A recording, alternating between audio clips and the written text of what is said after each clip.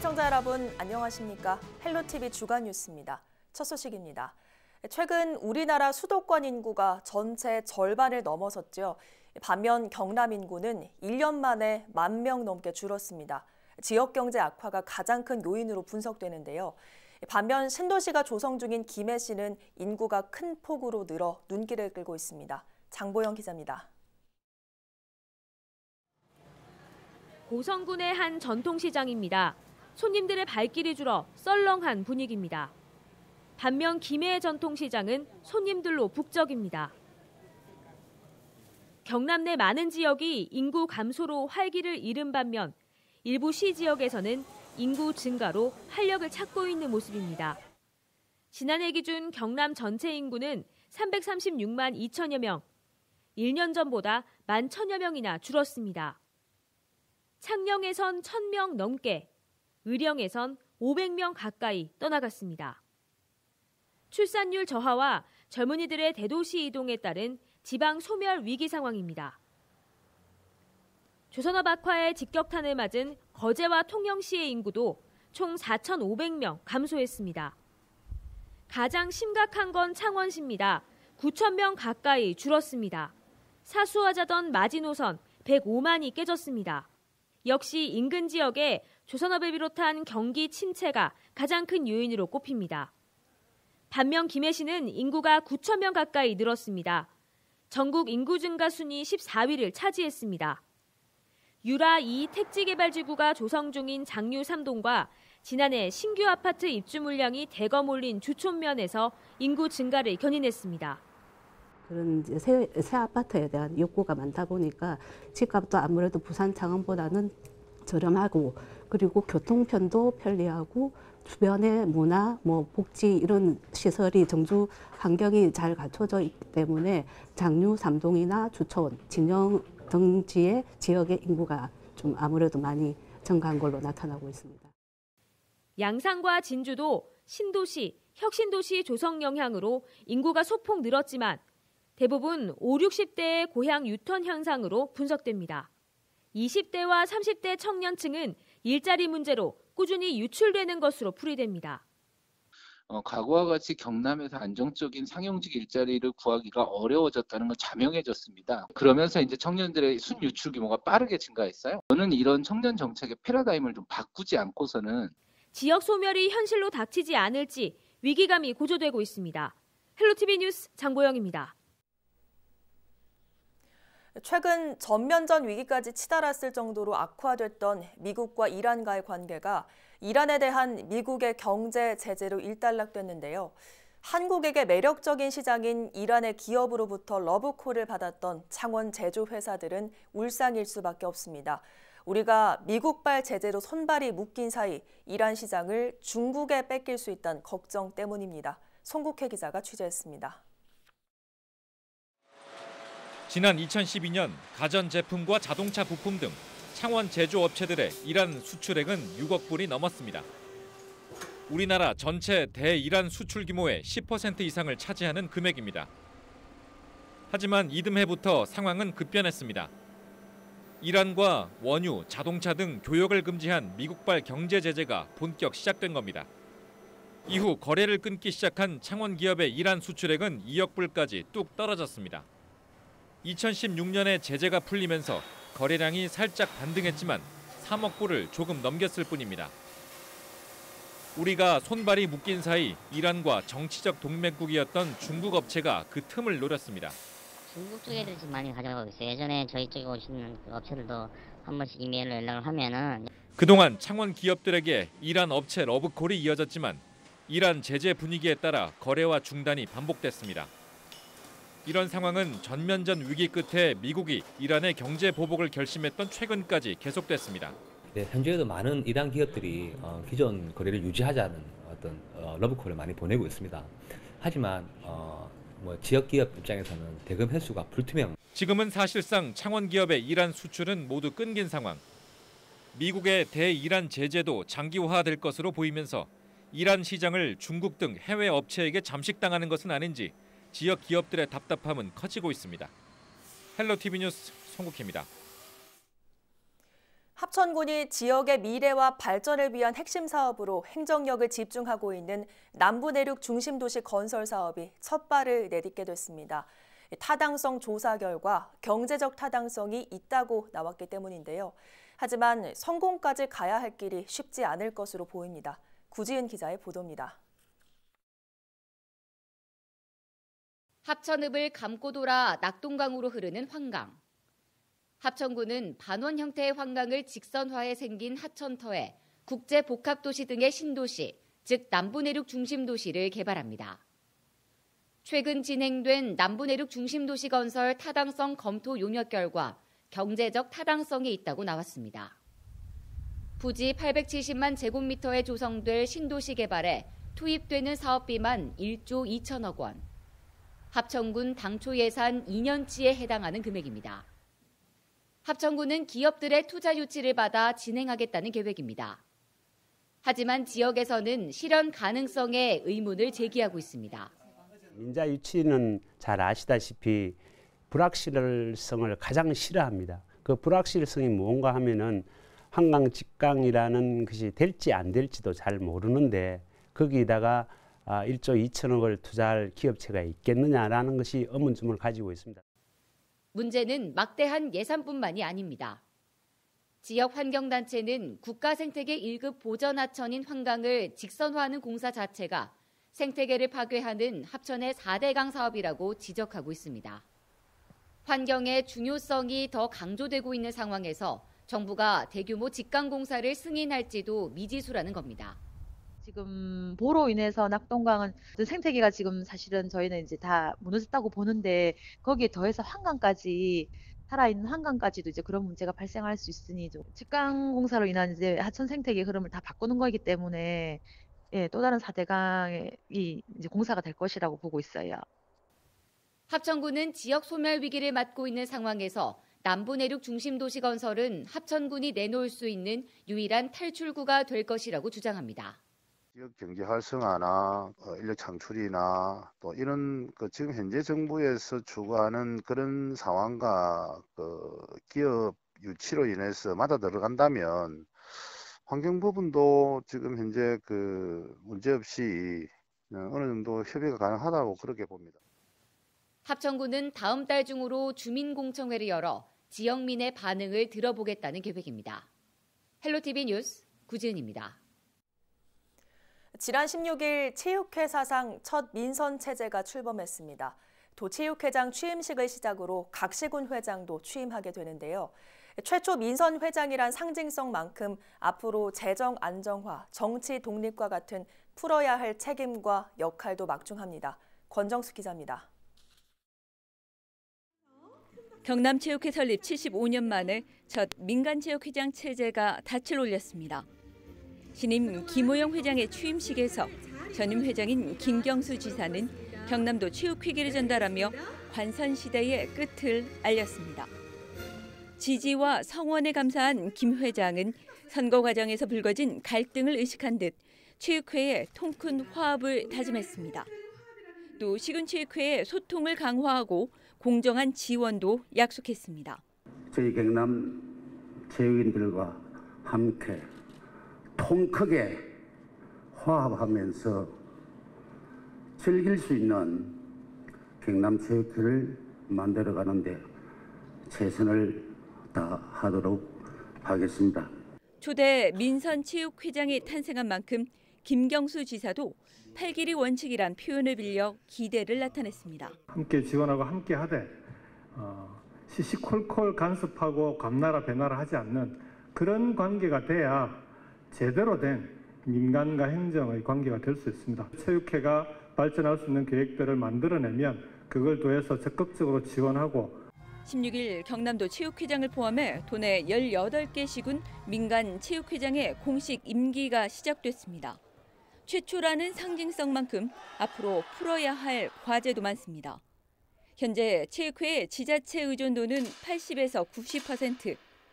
정치적, 재정적 안정을 위해 무엇보다 수익원 발굴은 급선무입니다. 첫 민선체육회장 선거 중 불거진 갈등 봉합도 과제입니다. 기대와 우려를 담고 출항한 민선 체육회장. 그 임기는 2023년까지 3년간입니다. 헬로티비 뉴스 권정숙입니다. 14년 전 해군 교육사령부 유치를 위해 활용 가치가 떨어진다는 우려에도 대여받았던 전시용 함정인 수영함이 마침내 고성을 떠났습니다. 매년 억 단위의 유지보수 비용 때문에 골머리를 앓던 고성군도 근심을 덜었습니다. 표영민 기자입니다. 고성군 당항포 바다 위 커다란 군함이 눈에 띕니다. 2차 세계대전 당시 상륙함으로 위용을 떨치다 지난 2005년 퇴역한 수영함입니다. 수영함은 2006년 해군 교육사령부 유치에 나섰던 고성군이 해군으로부터 무상으로 당항포 관광지에 들여왔습니다. 고성군은 활용 가치가 적은 퇴역함이라는 당시 국민들의 비판도 무시한 채 막대한 예산을 들여 전시장으로 탈바꿈시켰습니다. 하지만 선체 부식 등 노후화가 심해져 3년 전부터는 전시장을 아예 폐쇄했습니다. 13년 동안 투입된 예산만 13억 4천만 원. 해마다 1억 원의 유지 비용이 필요한 애물단지로 전락한 겁니다. 고성군은 결국 2018년부터 해군 군수사령부에 정식 반납 처리를 요청했고 2년의 협의 끝에 16일 수영함을 해군에 되돌려줬습니다. 백두영 군수는 수영함과 정박지를 연결하던 줄을 끊으면서 잘못된 정책으로 인한 예산 낭비 등의 행정의 잘못을 반성했습니다. 잘못된 관행과 잘못된 고성군의 악습 또한 이기에 같이 끊어내고자 합니다. 행정의 잘못으로 인해서 국민들은 불행해지고 세금은 낭비가 되고 바다가 오염되는 일은 이 이외에는 절대 없을 것이다 확신합니다. 고성에서의 임무를 마친 수영함은 전남 목포의 한 조선소로 옮겨져 고철로 처리돼 역사 속으로 사라질 예정입니다. 고성군은 퇴역함이 떠난 당항포 관광지를 해양 레포츠의 메카로 발돋움시킬 계획입니다. 헬로티비 뉴스 표영민입니다. 13월의 보너스라고 하죠. 연말정산이 지난 15일부터 시작됐습니다. 세금 폭탄을 맞지 않기 위해선 꼼꼼히 챙겨봐야 할 것들이 있는데요. 어떤 것을 챙겨봐야 할지, 올해부터 달라지는 것은 무엇인지 전주현 기자가 정리했습니다. 올해 연말정산에서 달라진 점은 산후조리원 비용과 문화비 등을 추가로 공제받을 수 있다는 점입니다. 산후조리원 비용은 아이 한 명을 낳을 때마다 200만 원까지 의료비에 포함되면서 세금 공제를 받을 수 있습니다. 단 한 해 받는 급여가 7천만 원을 넘지 않아야 하는데 맞벌이 부부의 경우 둘 중 한 사람만 넘지 않아도 신청이 가능합니다.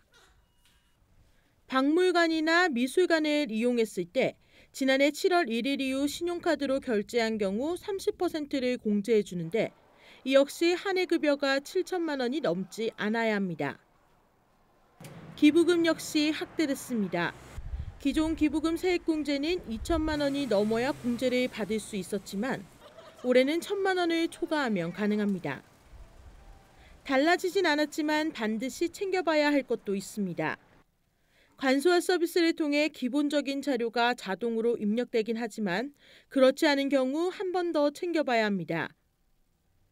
미취학 자녀의 학원비나 중고등학생의 교복 구매비 등은 꼭 영수증을 첨부해야 합니다. 또 월세로 사는 무주택자의 경우도 임대차 계약서 사본과 함께 월세를 납부했다는 증빙 서류도 직접 제출해야 합니다. 부양가족의 경우라도 만 70세 이상은 100만 원, 장애인은 200만 원을 추가로 더 공제받을 수 있습니다. 연말정산 간소화 서비스는 15일 오전 8시부터 홈택스를 통해 확인이 가능합니다. 단 신고를 잘못할 경우 고의가 아니더라도 누락된 세금 납부 금액의 10%를 가산세로 내야 하니 불이익을 당하는 일이 없도록 각별히 주의해야 합니다. 헬로티비 뉴스 전주현입니다. 최근 중고거래가 활발해지면서 인터넷 사기도 해마다 크게 늘고 있습니다. 특히 명절을 앞둔 이맘때에는 선물이나 승차권, 여행 상품 등을 판다고 속이는 사례가 많다고 하는데요. 인터넷 사기 몇 가지만 기억하면 피할 수 있습니다. 권미경 기자입니다. 중고거래 사이트에서 백화점 상품권을 판다고 속여 4억 6천여만 원을 가로챈 일에 이어 워터파크 입장권을 양도한다는 거짓말로 피해자 100명에게서 2,800여만 원을 챙긴 사례까지. 설 명절을 앞두고 인터넷 사기가 늘고 있어 주의가 필요합니다. 명절 선물 승차권을 판매한다 속이거나 명절 인사, 택배 조회를 가장한 문자 스미싱, 가짜 쇼핑몰까지 수법도 다양합니다. 링크가 약간 오류 이상한 페이지로 가게끔 돼 있긴 하더라고요. 그 보내준 홈페이지가.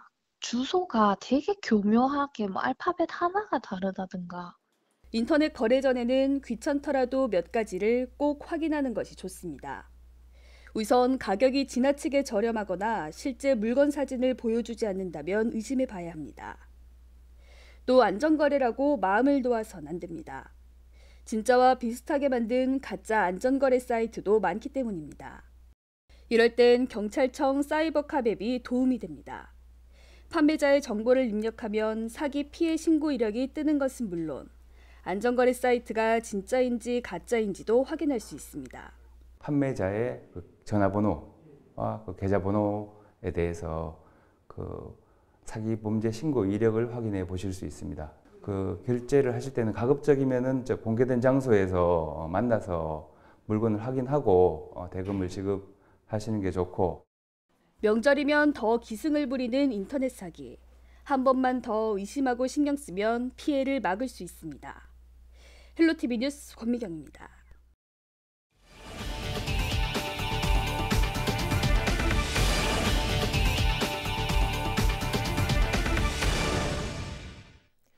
홍준표 전 경남도지사가 4.15 총선에서 밀양, 의령, 함안, 창녕 출마를 밝혔습니다.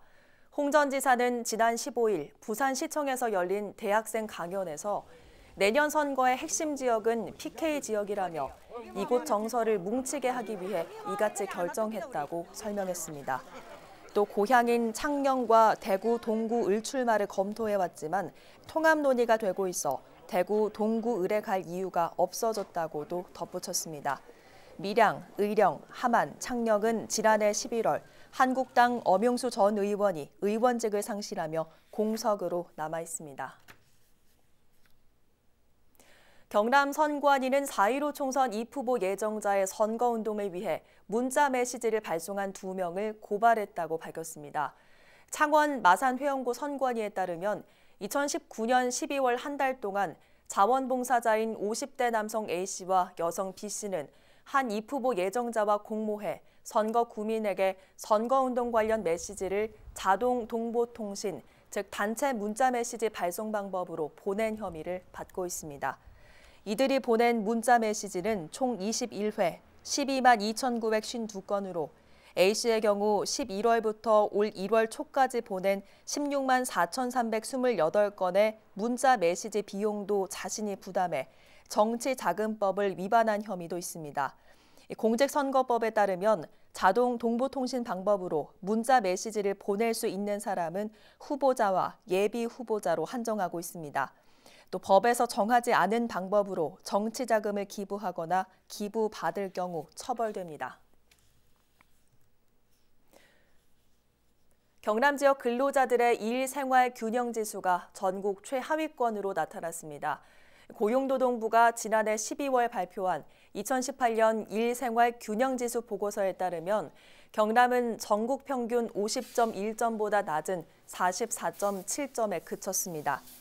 일생활 균형 지수는 근로시간에 관련된 일과 가사분담 견해 등과 같은 생활, 제도적인 부분과 지방자치단체의 관심도 등 총 4개 영역으로 평가됩니다. 경남도의 경우 모든 영역에서 하위권을 차지했고 특히 일부분과 지자체 관심도에서 크게 낮았습니다. 이에 따라 노동계에서는 도의회에서 관련 조례를 제정하고 경남도 차원의 관련 교육과 시설을 마련하기 위한 노력이 필요하다고 강조했습니다. 도내 기업체 10곳 중 7곳에서 설 상여금을 지급하는 것으로 나타났습니다. 경남 경영자 총협회가 106개 기업체를 대상으로 올해 설 연휴 관련 설문을 실시한 결과 조사 기업의 66%가 정기 상여금이나 휴가비 지급 등으로 설 상여금을 주겠다고 답했습니다. 설 연휴 휴가일수는 평균 4.07일로 지난해 4.4일보다는 줄었습니다. 올해 설 경기에 대해서는 지난해보다 나빠졌다는 응답이 61%를 차지했습니다. 설 경기가 지난해와 비슷하다는 응답은 35%로 경기가 나빠졌다는 응답이 2배 가까이 많았습니다. 창원 북면에 체육시설 등이 포함된 복지센터가 들어섰습니다. 창원시는 지난 15일 의창구 북면에 감개복지센터 개관식을 열었습니다. 센터는 지하 1층, 지상 2층 규모로 시민을 위한 체육문화시설을 갖췄습니다. 창원시는 창원시설공단이 위탁 운영을 맡게 된다며 다음 달부터 문을 연다고 밝혔습니다. 오는 8월쯤 김해에 첫 수소 충전소가 들어섭니다. 김해시와 한국가스공사는 지난해 3월 수소 충전소 구축 협약을 맺고 김해 안동에 있는 한국가스공사 부산 경남지역 본부 부지에 오는 8월까지 수소 충전소를 마련할 계획이라고 밝혔습니다. 김해 수소 충전소는 하루 13시간 운영되며 수소차 50대, 수소버스 9대를 충전할 수 있는 규모로 조성됩니다. 별도로 시간당 25kg이 생산 가능한 수소 제조와 출하 설비도 갖춰 오는 2021년 8월부터 운영에 들어갈 계획입니다.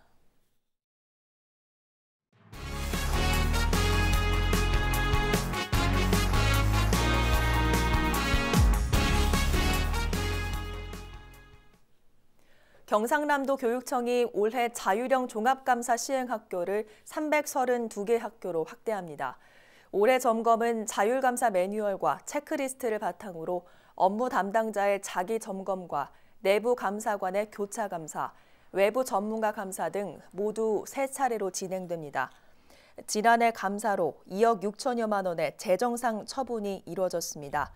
자율형 종합감사란 학교 스스로 감사 계획을 수립하고 감사반을 편성해 학교 업무 전반을 자율적으로 감사하는 제도입니다. 김해에 스마트 홍수관리 시스템이 도입됩니다. 이 시스템은 장마나 폭우 시 하천 수위를 모니터링해 수문을 원격 조작하는 것으로 국가 하천인 화포천과 낙동강 일대에 설치됩니다. 지난해 스마트 홍수관리 시스템 선도 사업에 선정된 김해시는 사업비 21억 7,500만 원을 국비로 지원받아 내년까지 이 시스템을 도입할 계획입니다. 함안군이 지역 내 관광산업 활성화를 위해 단체 관광객을 유치하는 여행사에 인센티브를 지원하기로 했습니다. 군은 관광진흥법에 따라 여행업 등록사업체가 25명 이상의 단체 관광객을 유치할 경우 조건에 따라 최대 60만 원을 지원합니다. 참여를 희망하는 사업체는 관광 5일 전까지 사전계획서를 함안군에 제출하고 관광 종료 후 30일 이내 인센티브 지급 신청서를 제출하면 됩니다. 거창군이 올해부터 산무농업 실천 사업에 들어간다고 밝혔습니다. 산무농업이란 화학적 제초제와 생장조정제, 착색제를 사용하지 않고 작물을 재배하는 농업을 말합니다. 거창군은 산무농업을 실천하는 농가에 면적당 장려금을 지급할 계획으로 농가는 최대 50만 원까지 지원받을 수 있습니다. 김해 인제대 인근 오랫들 먹자골목이 착한 가격업소 특화거리로 조성됐습니다. 착한 가격업소는 동종 업종 평균가보다 낮은 가격으로 판매하고 위생과 서비스 등 일정 기준을 만족할 때 지정받을 수 있습니다. 현재 특화거리에는 김해 전 지역 62개 착한 가격업소 중 16곳이 몰려 있습니다.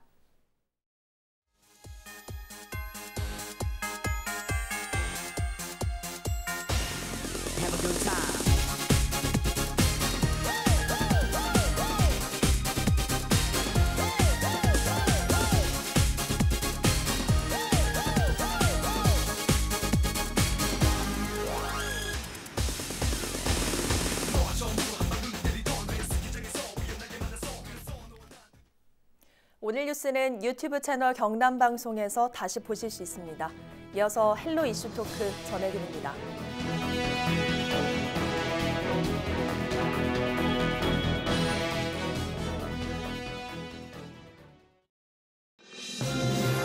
우리 지역의 이슈 콕 짚어봅니다. 헬로 이슈 토크. 헬로 이슈 토크입니다.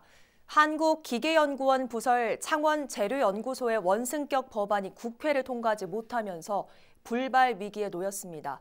승격을 확신하는 분석이 많았던 만큼 현재 상황에 이목이 쏠리는데요.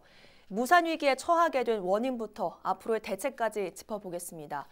창원재료연구소의 원승격에 대한 결의문을 발표한 바 있는 창원시의회 이우환 의원, 아베 정권 경제 제재 경남 대응전략토론회에서 원승격을 제안했던 경남지식연대 유진상 사무총장 함께합니다. 안녕하십니까? 네, 반갑습니다. 반갑습니다. 자, 창원재료연구소의 원승격이 불발 위기에 처했다라는 걱정 섞인 이야기가 나오고 있습니다. 원승격이 거의 다 완성된 것처럼 알고 있는 분들이 많았는데 이게 어찌 된 상황입니까? 네, 재료연구소는 2007년에 한국기계연구원 부설기관으로 설립이 되었습니다. 예. 그 당시에 독립을 전제로 하고 설립됐는데요. 그래서 2017년에 이 재료연구소를 네. 한국재료연구원으로 성격하자는 법안이 발의되었습니다. 예. 이 법안이 국회 과학기술정보방송통신위원회 법안소위원회에 이제 심사를 받아야 되는데요. 예. 그러면 이제 이 심사를 통과하게 되면 이 창원의 재료연구소는 이제 독립법인인 한국재료연구원이 되는 것이죠. 예. 자, 그런데 이제 지금 20대 국회 임기가 불과 얼마 남지 않았습니다. 예. 그런데도 아직까지도 이 법안 심사가 이루어지지 않고 있습니다. 만약에 이대로 20대 국회 임기가 끝나버리면 이 네. 법안은 자동 폐기가 되고 재료연구소의 원성격은 좀 더 멀어지게 되는 겁니다. 예. 자, 유진상 교수 역시 원승격이 어렵다라는 소식을 듣고 좀 많이 놀라셨다고 들었는데 이 내용이 교수님께서 소장으로 있는 경상남도 정책연구소 단디에서 또 제안한 바가 있으시다고요? 네, 맞습니다. 그 제안 내용에 앞서서 저는 이 소식을 듣고 깜짝 놀랐어요. 다 된 밥이라고 생각을 그러니까요. 했는데 이게 이제 무산됐다고 해서 내용을 좀 살펴봤는데요. 우선 시청자분들이 그 연구원하고 연구소가 무슨 그렇게 큰 차이가 난 이해가 네. 필요할 것 같아요. 아까 좀 전에 말씀하신 것처럼 한국기계연구원의 부설로서 재료연구소가 있습니다. 창원에. 네. 근데 연구원은 국가 단위 조직입니다. 네. 예를 들면 경상남도의 옛날에 경발연, 지금은 경남연구원으로 바뀌었는데 경남연구원 안에는 그 밑에 작은 센터나 그 연구소 같은 것들이 되게 많거든요. 네. 이게 조직의 위상이 완전히 다른 거죠. 예. 그리고 재료연구소라는 것은 재료의 물성을 시험하고 신소재를 개발하거나 이론적 근거를 제공하기 때문에 국가 근간 산업에 있어서 굉장히 중요한 연구소고 네. 지금 연구소라는 이 부설 기관인 거죠. 연구원이 되기 전까지는 자율 경영, 특허 출원, 기술 이전 이런 것들이 굉장히 제한적입니다. 이런 한계가 있고요. 저희가 2017년도에 단디연구소라는 데서 여러 교수님들이 머리를 맞대고 네. 경남 발전을 위한 정책을 10개 분야에 200개를 제안을 했습니다. 예. 그때 뭐 경제, 일자리, 청년 교육 복지 여성, 도시교통 환경 안전, 농산어촌, 보건의료, 문화관광, 균형 발전까지 네. 전 분야에 통틀어서 200개 정책을 제안을 했는데 그중에서 부품 소재에 관련된 정책이 이제 2개가 있었어요. 예. 하나는 서부 경남에 희유금속 소재 부품 단지를 조성하자. 네. 그 기억나실 거예요. 희유금속의 상당 부분을 중국에서 이렇게 점유를 하기 때문에 이번에 이 일본 사태처럼 또 네. 그런 일이 벌어지면 중국이 똑같이 우리한테 이렇게 또 피해를 입힐 수가 있거든요. 북한에서도 그런 재료를 많이 가지고 있습니다. 그래서 네. 그 당시에 좀 개념적으로 이런 것들을 제안을 했었고 실질적으로 저희 산업에 굉장히 중요한 영향을 미치고 가장 첫 번째 요소가 될 거라고 생각하고 제안한 정책이 바로 소재 부품 산업 육성입니다. 예. 굉장히 구체적으로 제안을 했었는데 예를 들면 경남 제조업이 지금 한계에 봉착을 했잖아요. 예. 했고 그리고 경남은 주력 산업이 제조업에 편중이 되어 있습니다. 네. 그렇기 때문에 이제 그런 이유도 있었고 두 번째로 이제 완제품 조립 가공하고 기술 이런 것들이 전 세계적으로 전부 평준화되어 있는 상태예요. 그러면 어디서 차별화가 되느냐? 결국 소재가 제품의 부가가치를 결정하는 앞으로 이제 미래에는 그런 시장이 펼쳐진다. 네. 그리고 실제로 우리나라 제조업의 약 17%의 이윤이 소재 부품 쪽에 이제 돼 있고요. 네. 하지만 이제 기술력은 여전히 선진국의 종속적이었습니다. 예. 2017년 당시입니다. 그리고 일례를 들어서 여러분들 좀 의아해할 거예요. 소재하고 제조업이 무슨 상관이냐? 근데 예를 들어 제조업의 핵심인 이게 모터하고 터빈인데 네. 그 모터하고 터빈을 만드는 가격이 약 30%가 소재 부품 산업이 다 좌우할 수가 있습니다. 예. 중량이나 이런 것들 하면서 그리고 항공우주 산업 역시 마찬가지로 소재 부품 산업에 네. 결정적 영향을 맺고요. 그래서 저희가 그때 다 제안했던 게 창원의 재료연구원, 네. 재료연구소, 그다음에 진주 세라믹 기술원, 밀양의 나노 산단을 통합해서 재료연구원으로 승격을 하면 굉장히 큰 시너지를 발휘할 것이다 하고 제안을 했었고 네. 창원에는 재료연구소가 있고 그 재료연구소하고 아주 밀접한 관계가 있는 제조업 전청 기지이므로 자연스럽게 그걸 승격하면 네. 무난하게 그걸 확보할 수 있을 거라고 생각을 했고 자격과 환경은 사실 충분한 상태였습니다. 그 당시에도. 그렇군요. 자, 재료연구소와 재료연구원의 차이를 좀 짚어봤는데 말씀처럼 사실 내용을 좀 더 자세히 들여다보면 이 원승격이 단순히 기준이나 자격 미달의 문제가 아니라는 게 좀 더 당황스럽게 하는데 앞서 또 말씀을 해주셨지만 이 국회 과학기술정보방송통신위원회에서 현재 심사조차 이루어지지 않은 상태인 거죠? 네, 그렇습니다. 법안 소위에서는 이 법안을 심사하려고 2017년 11월과 2018년 2월에 네. 이 법안 소위에서 한번 다룬 적이 있었습니다. 그때 이제 원성격의 원칙과 기준이 마련되어 있지 않다는 이유로 이 심사를 보류한 채 과기부에 이제 지시를 하게 됩니다. 네. 원성격의 원칙과 기준을 마련해 달라라고. 예. 그 결과 이제 과기부가 연구를 거쳐서 지난해 7월에 원성격의 가이드라인이라고 할 수 있는 부설기관 독립법이나 적정성 검토 계획을 발표했습니다. 예. 이 발표 이후에 재료연구소에서 과기부에 의뢰를 합니다. 우리 재료연구소가 이 적정성 검토에 맞는지를 검토해 달라고. 네. 그 결과 지난해 10월에 과기부가 재료연구소의 독립법인화가 적정하다는 이 검토 결과를 국회에 제출하게 됩니다. 예. 그래서 이제 과방위 법안 소위 심사만 거치면 이렇게 재료연구소가 한국재료연구원을 승격할 수 있는데도 불구하고 네. 심사 자체가 안 되고 있기 때문에 문제가 되는 것입니다. 예, 그러면 혹시 이 자동 폐기 수준을 밟게 된다면 앞으로 창원 재료연구소의 원승격은 뭐 불가능하게 되는 겁니까? 어떻게 됩니까? 네, 꼭 그렇지만 않습니다.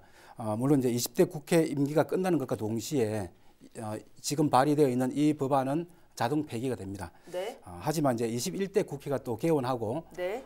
다시 법안을 만들어서 발의를 하면 언제든 또 재료연구원 성격이 가능합니다. 다만 이제 그만큼 또 시간이 오래 걸린다는 겁니다. 적어도 1년에서 2년 정도 법안을 만들고 발의하고 심사를 거치고 본회의까지 통과하려면 한 1년에서 2년 정도 더 소요되기 때문에 그만큼 늦어진다는 거게 되겠죠. 예, 그럼 이렇게 1, 2년 정도가 늦어지게 되면 이에 대한 피해는 어떻게 예상을 좀 하십니까? 네, 이제 소재라는 게 이제 신소재를 연구하고 개발하는데 경쟁국들과의 분초를 다투는 그런 분야입니다. 네. 그래서 이제 원성격이 늦어지면 늦어지는 만큼 소재 강대국들과의 어떤 그 격차가 더 벌어지게 되는 거죠. 네. 물론 이제 여러 곳에 산재해 있는 연구기관에서 소재 연구 개발이 이루어지고는 있습니다. 예. 그러나 이제 이렇게 분산적으로 수행되고 있는 소재 연구는 효율성이 낮을 수밖에 없습니다. 예. 그래서 현재의 재료연구소로는 이 낮은 위상으로 인해서 그런 다양한 기관에서 진행되고 있는 소재 연구의 컨트롤 타워 역할을 하지 못합니다. 그래서 이제 독립법인인 한국재료연구원으로 성격이 된다면 이제 산업체라든지 대학이라든지 각종 연구소에서 수행하고 있는 이런 재료 연구의 어떤 구심점이 되어서 더 큰 시너지를 발휘할 수 있다는 것입니다. 예, 저희의 이 승격 불발의 실망감이 더 큰 이유를 좀 살펴보자면 그만큼 승격이 가능할 거란 확신이 들게 했던 배경이 좀 있었지 않습니까? 앞서 짚어주셨지만 일본의 수출 규제 조치였는데 당시에 왜 이렇게 재료연구원 승격이 더 화두가 됐던 겁니까? 작년 7월 4일 일본이 그 수출 절차 우대국에서 저희 나라를 제외했잖아요. 예. 그게 이제 소위 말하는 백색 국가 제외인데 다시 한번 이제 그 되짚어 보면 그게 뭐냐면 특정 물품에 대한 수입 절차를 까다롭게 합니다. 예를 들면 90일을 더 머뭇거리게 만드는 거죠. 예. 그럼 그동안에 많은 문제들이 발생을 하고 이게 절차가 복잡해지겠죠. 그러면서 그 일본이 노린 건 우리나라 수출 주력 산업이 반도체 타격을 이제 입히려고 한 거고 실제로 이제 그럴 거라고 예상을 했습니다. 여러분들 기억하실지 모르겠지만 그 스마트폰 디스플레이에 사용되는 플루오린 폴리이미드, 네. 그다음에 반도체 웨이퍼 이렇게 색칠하는 포토레지스트, 그리고 반도체 세정 공정에 사용하는 불화수소, 에칭가스라 그러죠. 이 3대 품목 아마 그때 귀가 닳도록 들으셨을 거예요. 이 3대 품목이었는데 우리나라 같은 경우는 이 품목에 대해서 특히 일본 선진국의 굉장히 소재 산업의 의존도가 높았기 때문에 결국에는 노림수가 반도체뿐만이 아니라 일본이 우리나라를 경계하고 있는 다양한 분야에서 연쇄 타격이 우려가 될 거라는 게 우려가 커졌었거든요. 하나 예를 들면 저희 경상남도가 이제 우리나라 제조 산업의 중추 역할을 했는데 제조 산업은 핵심은 공작 기계입니다. 공작 기계가 움직이려면 나머지는 하드웨어고 수치 제어반이라는 이 컨트롤 박스가 모든 걸 제어를 하는데 이 부분도 독일제를 안 쓰고 일본 걸 되게 쓰고 있었거든요. 그건 첫 번째가 그 반도체 산업이었지만 결국은 두 번째는 대조 산업의 브레인이 수치 제어반을 또 공략을 할 거라는 우려. 그리고 실제로 반도체를 만드는 이 여러 우리가 아까 말한 액체라든지 불화수소 이것뿐만이 아니라 더 근본적인 것은 그 반도체 만드는 데 결정적인 역할을 하는 건 그 수치 제어반들이거든요. 거기까지 우려가 퍼진 거고 사실 정부도 그때 당시 100대 핵심 전략 품목을 5년 내에 국산화하자. 특히 소재 부품 산업은 절대 그렇게 해야 된다. 강화 대책도 내놓았었고 여러 가지 후속 대책도 나왔었습니다. 그리고 더군다나 이제 창원 같은 경우는 재료연구원이 만약에 승격하면 지금 현재 추진 중인 스마트시티 3단, 스마트 3단하고 결부돼서 우리나라 제조 산업의 체질 개선할 수 있는데 강력한 이 시동을 걸 수가 있었기 때문에 결국에 이 모든 예상 문제의 조기 진화는 재료연구원으로부터 우리나라 제조업을 지킬 수 있다는 결론이 내렸고 그래서 작년에 더더욱이 더 이렇게 이제 부랴부랴 그리고 전 국민적인 관심사가 됐던 거고요. 참고로 지금 창원의 재료연구소죠. 재료연구소가 지금 560명이 근무를 하고 있고 한 1,000억 정도를 수행을 하는데 연구소에서 이 정도를 수행한다는 거의 그 국가 연구원 규모라고 보시면 되겠습니다. 여러모로 원승격 필요성이 좀 컸던 것 같은데 이우환 의원께서는 누구보다 이 연구소의 승격을 좀 바라고 또 강하게 주장하셨던 걸로 알고 있습니다. 결의문도 발표를 하셨었는데 어떤 내용이 담겨 있었습니까? 네, 지난해 6월이었습니다. 한국기계연구원 부설 재료연구소의 원성격 촉구 건의안을 제가 이제 대표 발의를 했었고요. 이 건의안은 창원시 의회에서 이제 만장일치로 채택이 되어서 대통령과 국무총리 그리고 국회의장 그리고 이제 이 소관 상임위인 과학기술방송정보통신위원회 위원장에게까지 전달이 되었습니다. 주요 내용은 이렇습니다. 갈수록 소재 개발의 중요성이 증가하고 있는데도 우리나라에는 소재 개발을 지원할 독립법인의 재료연구기관이 없다. 그래서 창원에 있는 재료연구소를 한국재료연구원으로 성격해서 소재 개발을 지원하게 해야 한다. 독립법인 성격의 조건은 이미 다 갖추고 있으니 과방위 법안 소위가 조속히 법안 심사를 진행해 줄 것을 촉구한다는 그런 내용이었습니다. 이렇게 되면 이 정치적인 문제와 연관짓지 않을 수가 없을 것 같아요. 창원의 백색 국가 재외 조치로 인한 파장을 고려할 때 지역 정치권과 중앙 정치권이 이 사안을 너무 안이하게 보는 것 아닌가 이런 생각이 좀 들거든요. 안이하게 보고 있는 수준을 넘은 것 같습니다. 좀 너무 안타깝고요. 그때 작년 우리가 한번 당시 상황을 해고를 해볼게요. 피해 기업 비상 신고센터 전국 각지에 테크노파크라든지 이런 데 다 있었고 그다음에 일본 수출 규제 및 백색 국가 제외 결정에 따라서 지역 경제에 미칠 어떤 대토론회, 워크샵 전국적으로 일어났었고요. 일본 제품 불매 운동 하셨던 거 기억나시죠? 지금도 계속되고 있는데. 그다음에 경제제재 철회하라고 교수들이 시국 선언도 했었고 시민들 전국에서 규탄대 했었고 그리고 실제로 일본 제품 불매 운동의 소기의 성과도 이뤘었죠. 그게 아직 정리도 안 됐는데 이 중요한 사안을 지금 지지부진하고 있다는 건 좀 안타깝고요. 다른 나라 사례를 보면 이제 저희보다 후발주자인 중국 같은 경우도 금속연구원이라는 굉장히 큰 연구원을 통해서 국가 근간 산업을 일으키려고 하고 있고 일본, 독일은 진즉부터 이 중요성을 알고 있었기 때문에 일본은 물질 재료 연구 기구라고 하는데 원내 성격을 굉장히 강화시켜서 운영을 하고 있고 독일은 17개 재료 연구소로 구성된 연구원을 두고 있습니다. 프라운호퍼라고 하는데 다른 나라 사례를 보면 얼마나 긴박한 상황인지 볼 것도 없고요. 2014년도부터 사실 이게 논의가 시작됩니다. 창원 상공회의소에서 제안을 했고 네. 2016년도에 추진위가 대선 공약에 이걸 자꾸 집어넣습니다. 재료연구원 예. 승격을. 그리고 실제로 2017년도에는 노회찬 박완수 의원이 법원 발의도 했습니다. 굉장히 오랜 기간을 준비 기간을 가졌던 거죠. 예. 근데 아까 의원님 말씀하신 것처럼 너무 어이없게도 가이드라인 마련이 안 됐다고 반려를 해서 예. 작년 중반에 가이드라인까지 다 마련을 했음에도 불구하고 국회에서 계류 중인 거죠. 네.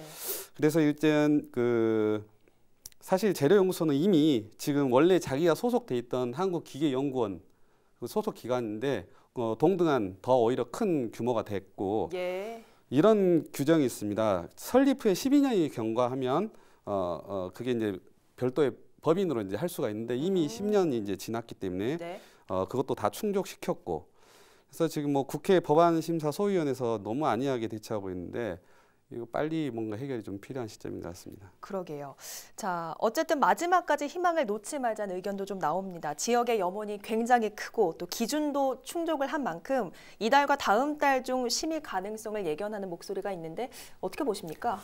네, 20대 국회 임기가 아직 좀 남아 있죠. 5월 29일까지라고 알고 있거든요. 네. 아직 한 넉 달 정도 남아 있는데, 그는 이제 4월에 총선이 있습니다. 그럼 이제 총선 전국으로 들어가게 되면 국회에서 일을 해야 될 국회의원들이 국회에 머무르지 않고 지역구를 돌보기 위해서 지역구에 머무르는 시간이 더 많아집니다. 예. 네, 그렇게 되면 이제 실제로 20대 국회가 제대로 가동될 수 있는 기간은 약 한 달 남짓밖에 되지 않습니다. 예.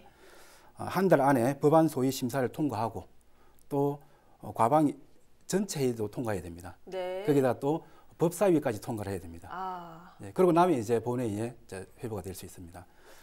그래서 이제 과방위 법안 소위는 뭐 열리기만 한다면 통과는 될 수 있을 것 같아요. 네. 근데 언제 열릴지 모른다는 거죠. 거기다가 또 이제 요즘은 이제 뭐 소위원회든 상임위든 이 회의 일정 잡기가 서로 좀 많이 어려운 것 같아요. 보니까 좀 이견들이 많아가지고. 네. 네. 그래서 이 남아 있는 한 달 안에 이 모든 걸 다 처리할 수 있을 거라는 생각이 좀 어렵다고 어렵다고 봅니다. 예, 그래서 이제 20대 국회에서는 좀 어렵지 않을까라고 생각하고 있고요. 물론 이제 제 예상에 저도 빗나가길 바라고 있습니다. 예. 자, 유진상 교수께서는 20대 국회에서 심의될 가능성 어떻게 보십니까? 지금 쉽지 않습니다. 예. 물론 이제 총선이 곧 코앞인 데다가 며칠 전에 또 이제 패스트트랙 공수처법, 검경 조정안 등이 제1야당인 자유한국당 없이 통과가 됐잖아요. 그래서 갈등의 이제 불씨가 존재하기 때문에 이 한 달 안에 서로 협상한다는 게 이제 쉽지가 않고, 하지만 이제 이 문제는 사실 정쟁으로 접근할 문제가 아니잖아요. 네. 그래서 국가 근간 기간 산업과 그러나 우리나라 제조업의 미래, 그다음에 선진국에 대한 종속적 산업 구조를 끊을 수 있는 절호의 이제 기회로 생각을 해야 되기 때문에 예. 그러면 지금 저희는 뭘 해야 되느냐? 사실 지금 국회가 모든 걸 내려놓고 국가 비상사태라는 인식이 좀 필요한 것 같아요. 예. 작년 8월로 좀 돌아갔으면 좋겠습니다. 그런 인식을 가지고 소위원회를 재소집하고 이제 민생이나 일반 정책하고는 좀 별도로 이 안을 좀 따로 다뤘으면 좋겠는데요. 좀 정확하게 제가 이제 말씀을 드릴게요. 모든 우리 지역민들이나 이렇게 관심을 가져야 되니까 국회 과방위에 과학기술원자력 법안심사소위원회가 열리도록 네. 모든 정관계 언론 및 그리고 지역민이 똘똘 뭉쳐서 예. 호소를 하고 압박을 해야 됩니다. 예. 뭐 한번 이게 상정되면 지금 아까 보셨지만 2014년부터 지금 몇 년간 기간이 걸렸잖아요. 네. 다시 재상정하면 뭐 조금은 줄여지겠지만 네. 엄청난 기간이 또 필요로 하거든요. 예. 그래서 우리들의 관심이 우선 좀 필요한 것 같습니다. 예. 어쨌든 이 원승격 필요성과 당위성 말할 필요도 없이 굉장히 중요한 것 같은데 이우환 의원께서 또 결의문도 내신 만큼 좀 홍보에도 애를 좀 써주셨으면 좋겠다는 말씀 드릴게요. 네. 네. 자, 창원 재료연구소의 원승격 가능성이 있다는 것만으론 부족합니다. 시급함을 반드시 인지하고 조속한 통과가 간절한 시점입니다. 오늘은 유진상 교수와 이우환 창원시 의원과 함께했습니다. 오늘 헬로 이슈토크 여기서 마칩니다. 함께해 주신 여러분 고맙습니다.